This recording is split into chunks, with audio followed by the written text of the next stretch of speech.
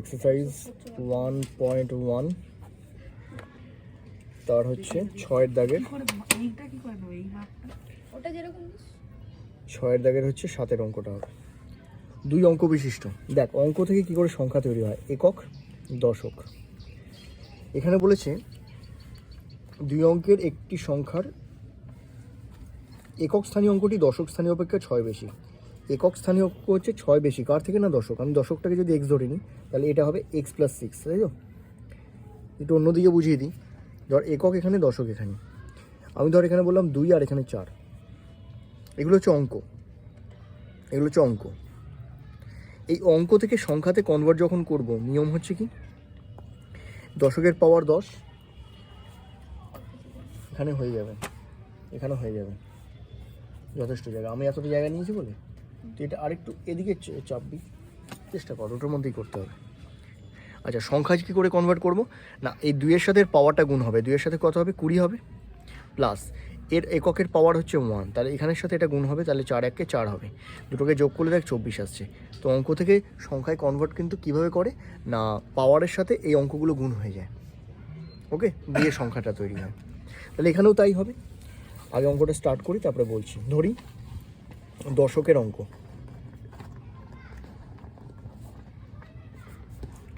সমান হচ্ছে এক্স। অতএব এককের অঙ্ক কত হবে,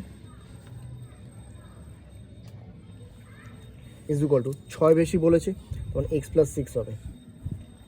অতএব সংখ্যাটি ইকুয়ালস টু, আমি জানি এর পাওয়ার 10 আর এর পাওয়ার হচ্ছে 1। এক্সের সাথে 10 গুণ হলে সেটা শো করতে পারিস, হ্যাঁ, 10-এর সাথে এক্স গুণ হলে 10x, প্লাস 1-এর সাথে এটা গুণ হবে, সেটাকে শো করতে হবে না, এক্স প্লাস 6 নর্মালি রাখ। তাহলে 10x প্লাস এক্স প্লাস 6, ব্র্যাকেটটাকে তুললাম। ব্র্যাকেট তুললে কি হলো, 10x plus x is equal two 11x plus হচ্ছে 6। এটা হয়ে গেল সংখ্যাটি। এবার অঙ্কদ্বয়ের গুণফল, এবার এটিকিউতে চলে যায়। অঙ্কদ্বয়ের গুণফল হচ্ছে সংখ্যাটির থেকে এত কম। অঙ্কদ্বয়ের গুণফল কত হবে, একটা অঙ্ক এক্স আর একটা অঙ্ক হচ্ছে এক্স প্লাস 6, এদের গুণফল লিখলাম। এটা হচ্ছে সংখ্যাটির থেকে 12 কম। আমি যদি বলি 15 হচ্ছে 20-র থেকে 5 কম, আমি এভাবে লিখবো তো, 20 মাইনাস 15 ইজ ইকুয়াল টু 5। 15 20-র থেকে 5 কম, লেখানো হচ্ছে সংখ্যা দুটির গুণফল সংখ্যাটি থেকে, অঙ্ক দুটির গুণফল সংখ্যাটি থেকে, মানে সংখ্যাটিকে আগে লিখব প্লাস 6, এটার থেকে কত কম, 12 কম, তাহলে মাইনাস, এটাকে মাইনাস করলে 12 পেয়ে যাবো। ঠিক আছে, এটা একটা করতে পারিস। আর এটা যাদের যাদের প্রবলেম হবে তাহলে এইভাবে করতে পারিস। অঙ্কদ্বয়ের গুণফল কী হতে পারে, এক্স ইন্টু এক্স প্লাস 6, এইটা সংখ্যাটির চেয়ে 12 কম। এইটা ইজ ইকুয়াল টু, সংখ্যাটি কী ছিল 11x প্লাস 6, এটা থেকে 12 কম মানে -12, এটাও করতে পারিস। এইটা ইজ ইকুয়াল টু, এইটা সংখ্যাটি থেকে 12 কম -12, ডাইরেক্ট যেমন কথা তেমন। এটা হচ্ছে গুণফলটা হবে সংখ্যাটি থেকে 12 কম -12। তাই আমি এটাই করলি, যেহেতু লিখে ফেলেছি 11x প্লাস হচ্ছে 6, মাইনাসের পরে এটাকে আমি গুণ করবো, এক্সের সাথে এক্স গুণ করলে এক্স স্কোয়ার, মাইনাসে প্লাসে মাইনাস হবে, 6x হয়ে গেল, ইজ ইকুয়াল টু কত আছে 12। সাজা, সবগুলোকে ওপাশে নিয়ে চলে যা, 0 is equal to X square minus ছিল প্লাস হয়ে যাবে। এখানে 11 থেকে 6 বিয়োগ করলে হতো কত, 5, 5x প্লাস 5x, ওপাশে গেলে মাইনাস 5x হয়ে যাবে, প্লাস 12 তো ছিলই, আর প্লাস 6 ওপাশে গেলে মাইনাস 6 হয়ে যাবে। তাহলে 0 is equal to X square minus 5x আর প্লাস হচ্ছে 6, এটা আমাদের অ্যান্সার। 8-এর অঙ্কটা, এত মিটার দীর্ঘ, এত মিটার প্রশস্ত একটি আয়তক্ষেত্রাকার খেলার মাঠের বাইরের চারপাশ সমান চওড়া রাস্তা আছে। রাস্তার ক্ষেত্রফল এত। ঠিক আছে, একটা আয়তকার মাঠ দেওয়া আছে যার দৈর্ঘ্য হচ্ছে 45 মিটার আর প্রস্থ হচ্ছে 40 এত মিটার। তাহলে এর চারিদিকে বলে দিয়েছে সমান চওড়া একটা রাস্তা আছে। নিলাম রাস্তা, এই অঙ্ক তোরা অনেক আগে থেকে করে আসছিস।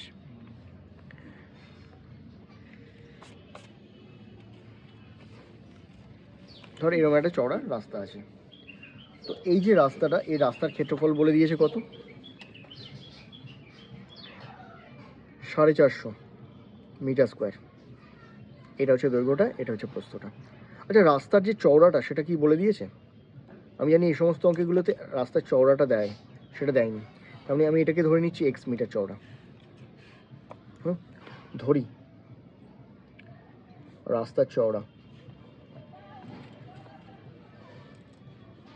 সমান এক্স মিটার বলতে পারি।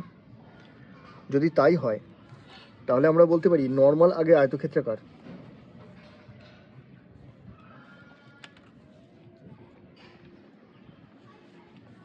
মাঠের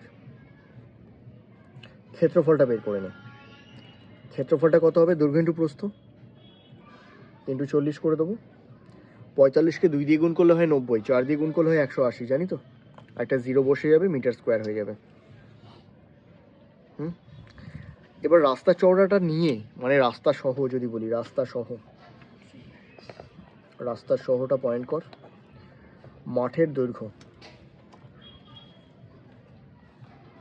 কত হবে?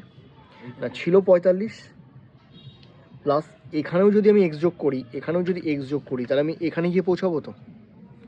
মানে 45 নর্মালি ছিল, এপাশে একটা এক্স যোগ হয়েছে, এপাশে একটা এক্স যোগ হয়েছে, তার মানে 45-এর সাথে আমি 2x যোগ করবো, তাহলে এটাই হয়ে যাবে মিটারে মাঠের দৈর্ঘ্য।